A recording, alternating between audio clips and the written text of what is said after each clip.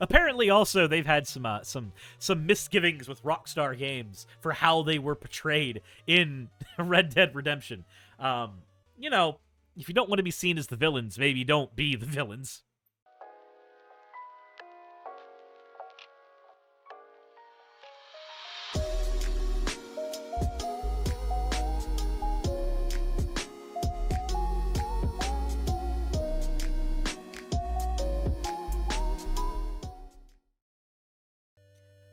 Alrighty, so, as I am a Magic the Gathering player, and I'm pretty deep into that actual culture, it definitely did not, I did not lose sight of what happened recently with, Wizards of the Coast hiring the Pinkertons. So let's talk about the Pinkertons real quick, and let's talk about what happened. First, let's get into the fan art section. This one is from Moonstar. Drew a slime Suris on one of the Chromebooks I was testing. There's a page to draw test for touchscreens. Sorry about quality. Did what I could to make it look nice. People complain about the quality of their stuff all the time when they drop in fan art, but it's fan art. Just seeing that it's been made makes me happy. Like, I care not for quality. I care that y'all cared enough to make fan art. That makes me thrilled. The next one we have here is from Skiller the Bean, 2000. Forgot to update. Hair looks bad. Lots of styling in my future. But face and body blushing is done. Which I tried to show, but it's called explicit, apparently. Yeah, that would make sense. Discord's weird about stuff like that. As always, everybody, thank you very much for the fan art submissions. If you want your fan art to be shown in a future video, the best way to do so is to drop it into the fan art section of the Discord. With that all said, let's go ahead and talk about what's happened recently. Magic's publishers, Wizards of the Coast, sent the Pinkertons to a YouTuber's house, not even a huge YouTuber, to retrieve cards that were leaked from the new set March of the Machine Aftermath. Let's talk about who the Pinkertons are real quick, so that you know who we're talking about. So the Pinkertons are a private security guard. They're a detective agency. They were established in the 1800s, and they got famous. They got their claim to fame when Pinkerton, the guy who made it, claimed that he had foiled a Baltimore plot to assassinate President Lincoln. Amazing that he couldn't have done that twice. Lincoln then hired Pinkerton agents to conduct espionage against the Confederacy as an act, and then they acted as part of his personal security detail during the American Civil War. The Pinkerton Agency was also known for a lot of weird practices for the time. They would hire women and minorities in order to use them as spies, which was considered a very uncommon practice at the time, but it was more likely that your spies would be, the usual men you would employ. At the height of their power, they were known as one of the largest organizations in the world when it came to private law enforcement. Now, what do they do after the Civil War, though? Because that sounds really cool and all. Well, after the Civil War, the Pinkertons began conducting operations against organized labor. During labor strikes of the 19th century, businesses would hire the Pinkertons to infiltrate unions and then keep strikers and suspected unionists out of their factories. The Pinkertons may have started as the security detail for people like President Lincoln, but they ended up being used as the arm for businesses to get violent against their workers when their workers would try to unionize and assemble against their employer. A thing that is now more protected in the United States, but more frowned on because places like Walmart and Home Depot engage in quite a lot of propaganda.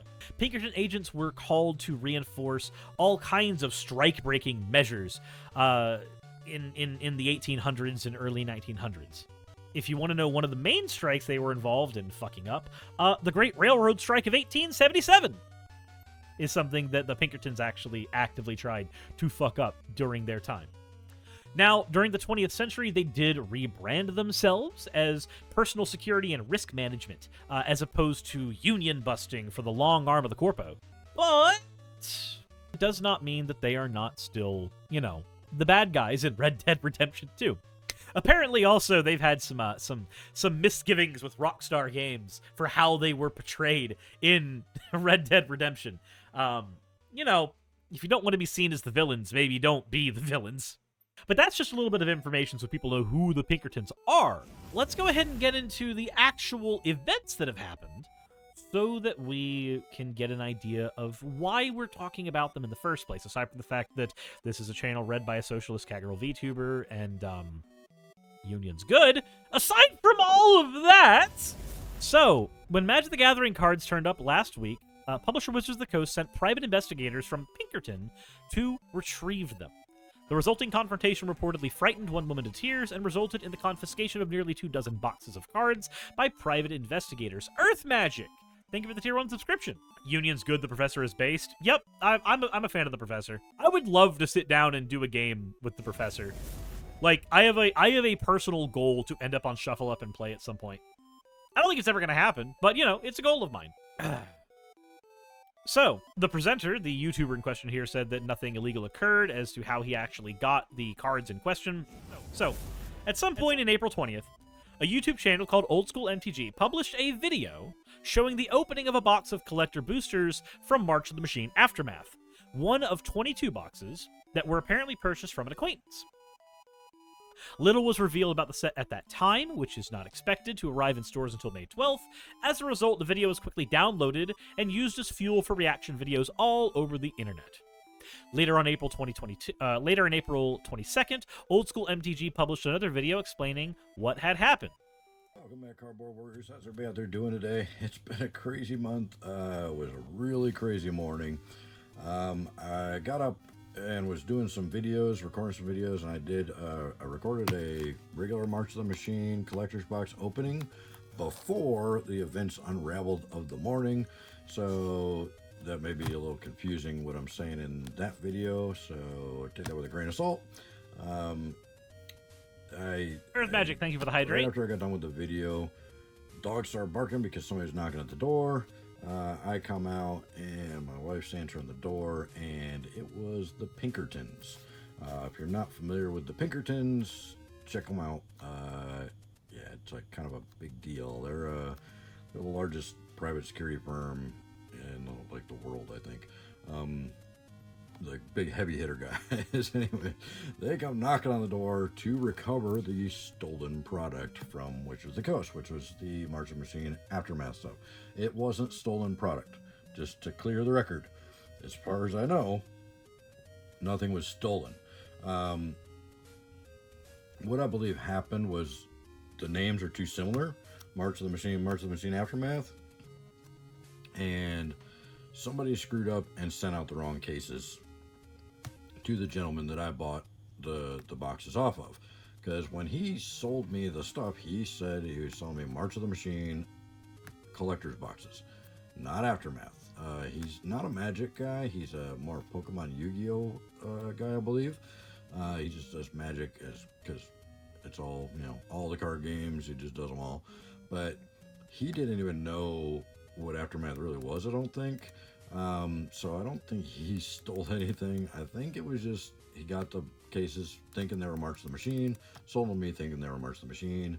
I bought them thinking they were March of the Machine. I didn't know until after I gave him the money and opened the box to look at the boxes inside that they were Aftermath. So, because they still just like say March of the Machine on the outside of the boxes too. So I don't know. I don't want to get too much into the story. The videos are taken down now. The Pinkertons actually gave me the number to somebody at Wizards of the Coast that was asking them to have me call them. So I did. I called Wizards of the Coast and talked to a gentleman there who was very nice and very apologetic about making my wife cry first thing in the morning by sending these heavy-duty lawmen to come collect stuff and talking about stolen products and jail time and all this other stuff. But they don't believe that we stole anything, which we didn't, and they don't believe that. I don't know if they believe anybody really stole anything or if it was just an accident or whatever, but they needed the product so they could they wanted the product back so they could try and figure out where the hole was. So, all right, so we don't need to see the rest of the video. We basically have the idea of what's happened. A guy, one way or another, managed to get a hold of product that was not supposed to be live for people to buy for the next month. He got it, He opened it on stream. Wizards of the Coast themselves are probably the reasons this happened in the first place, because March of the Machine and March of the Machine Aftermath as your combination of words, that's going to get really confusing for people who are already having to sift through all of your Magic. For those who may not know, Magic has been Wizards of the Coast has been overprinting shit a ton lately, and it's impossible to tell what's what. If you're talking to somebody who doesn't know a lot about Magic or who isn't deeply invested into the Magic ecosystem, what's the difference between Phyrexia All Will Be One, New Phyrexia, Phyrexia All Will Be One Bundle, Phyrexia The Complete Edition, Phyrexia Collector Booster, Phyrexia All Will Be One Draft Booster, and Phyrexia All Will Be One Set Booster? What's the difference between those products? I can tell you the difference between every single one of them because I am invested in Magic the Gathering very heavily. Most people, though, will not be able to. Most warehouse distributors who don't really give a shit about the ecosystem and just pick up product and then sell product, you're going to see how something like March of the Machine and March of the Machine Aftermath can be seen as the same set, can be seen as the same thing to be released near the same time. So it makes sense that somebody, at some point, somewhere, down the grapevine, would benefit from this particular fuck-up, right? They said, bruh, the box doesn't even say Aftermath. I mean, no, the box does say Aftermath. The March of the Machine... Hold on. I'm fairly certain the boxes actually do say Aftermath. Yeah, the actual boxes do say Aftermath. They do say Aftermath. The product says Aftermath on it. The boxes he had in the video were March of the Machine, the current set, because he could not show himself opening up or even holding product from Aftermath. Now, let's talk about something else that's happened here. So this is a guy who bought product with his own money and then had a private security firm come in and muscle him for the cards. Now, if you're trying to track down where the cards came from, if you're trying to track down how that happens, what you need for that is the boxes. You need the UPC codes. You need tracking information. You need that. That's how you figure out where the hole is in your distribution line. You know what you don't need? The cards. Like, I can't tell you, just by looking at each and every one of these guys right here. Oh, I just realized that my ring light isn't on. Hold on. Let me turn that on like I'm supposed to. Like, where is my ring light button? Where the fuck is it? A few moments later. There we go. There we go. My tracking's probably improved now. But, like, I can't tell you where all of these Dinas are from. I can tell you the set, but I can't tell you jack shit by looking at them why they came from where they did, which packs they came from, which warehouse distributors they came from. I can't tell you any of that shit. I will never be able to tell you that shit from looking at the cards, because that information just isn't on the goddamn cards. So why they would need to grab the cards while trying to plug the hole makes no fucking sense to me. These are things that a person bought before their street date, mind, and a private security firm decided that they were going to go and try to wrestle out of his hands. Now, I hope that this man's hid a whole bunch of the cards and just did not give them to the Pinkertons. That's what I hope, because those individual cards going to back to Wizards, that's not going to do anything. Cards have no value for Wizards. The product as it exists in sealed form has value for Wizards of the Coast. But individual cards, once they've been cracked, that they mean nothing for Wizards. They do everything in their power to pretend the secondary market doesn't exist. The worst thing you could do as Wizards of the Coast, after tons of side effects happening because of your actions, things like the recent D&D rules changes that tried to get implemented that would have made anybody's campaign that they did intellectual property of Wizards of the Coast. The changes that are the 30th anniversary set they tried to sell for $1,000 for 4 booster packs. the overprinting of product right now that has made people who make their lives investing in Magic the Gathering products, I have lots of words for MTG Finance. If somebody who is a fan of MTG Finance is watching my channel, please know I don't like you, and I don't like the content you enjoy. But that's not important. The fact is that every single aspect of the Magic the Gathering community is already not super thrilled with Wizards of the Coast. Hell, when Wizards tried to get rid of their competitive circuit, we lost a lot of players in the Magic community to Flesh and Blood. And even the community as it exists is struggling to keep things like Pioneer and Modern tournaments going, depending on where you live. Everything's turned into Commander because it's the easiest thing to get set up.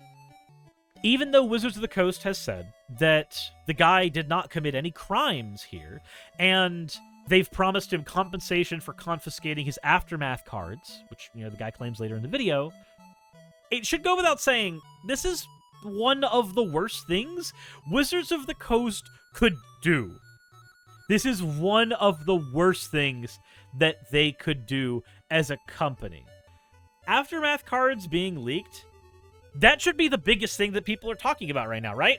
Like, the guy gets his hands on those cards, and people over on Twitter should be going nuts for every single card that is coming out in this set, going, oh my god, did you see they reprinted this card? Oh my god, did you see we're getting this new card? You know what's not happening, though?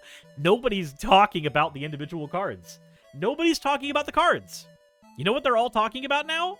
They're talking about the fact that Wizards of the Coast sent the goddamn Pinkertons to go for somebody. That the Pinkertons made a dude's wife cry first thing in the goddamn morning. That's what they're talking about right now. That's what they're talking about right now. It has nothing to do with getting the cards back. It has nothing to do with plugging a hole. You don't take the individual cards away from a person so that you can plug the hole. You take them away to make a statement. You take them away so that you can basically say, hey, you don't get away with this, even if the thing you're doing wasn't illegal in the first place, even if it was somebody's fuck up down the road. Like, imagine if I bought a Nintendo Wii when those were new, right? 2006, 2007. What if I bought a Wii a couple weeks before Street Day? And mainly because, like, a Walmart fucked up somewhere, and so I got a Wii a couple of weeks before Street Day. Now, granted, I'm not able to use the damn thing. There's nothing to play on it with, I can play GameCube games on it, I guess. But let's say that I've got that. I've got that new Wii right before the Wii hype happened, and for a solid year, nobody could get Wii consoles. Do you know how fucked up it would have been if, Nintendo had sent armed goons to my house to take the Wii from me and hand me a $300 bill and be like, this is for the inconvenience, mug. Like, that would have been a front-page story for years. This is the thing that Wizards of the Coast could have just ridden out. They could have taken a single loss, they could have taken the loss on their marketing, and just moved forward with that. A guy gets his hand on things, and so a few leaks happen a month early. Who cares at that point? They take a little bit of product loss at the time. They're going to take that product loss anyway. But now that they've done this, the Streisand effect will come into play. Now that nobody's supposed to talk about the league. Ooh, nobody's supposed to talk about this because now Wizards is sending the strong arm of the Pinkertons to people. Now it's going to get talked about more and more and more. And not in the way that Wizards wants. What should happen here, the sequence of events should have been, dude gets some cards he wasn't supposed to get. Leak happens as a result. Everybody finds out what's in the set. We all find out what's in the set before we buy our shit anyway. It doesn't matter. And that creates a legendary story that will go on into the annals of history going forward, right? That's what should have happened. Instead, what's going to happen now is this is going to be one of those black marks on Wizards of the Coast's history as a company that people are going to be looking at alongside the backlash for the $1,000 30th anniversary boxes, the open game license fiasco with D&D, the product fatigue that we've been dealing with for the last, fucking 2 years. This is going to be seen as another black stain on the company. And make no mistake, This is just what happens when you are owned by Hasbro. Just throwing that out there. I'm just throwing that out there. But let me know what you guys think in the comment section below. This is something that is near and dear to my heart, and I wanted to go ahead and talk about it because it's a lot. It's a lot, and it should not be happening. You should not be hiring a union-busting security firm to go muscle product out of the hands of a small YouTuber that did a video and did not know any better. Okay? I don't know. So I think they still would have done it regardless if Wizards of the Coast was independent or owned.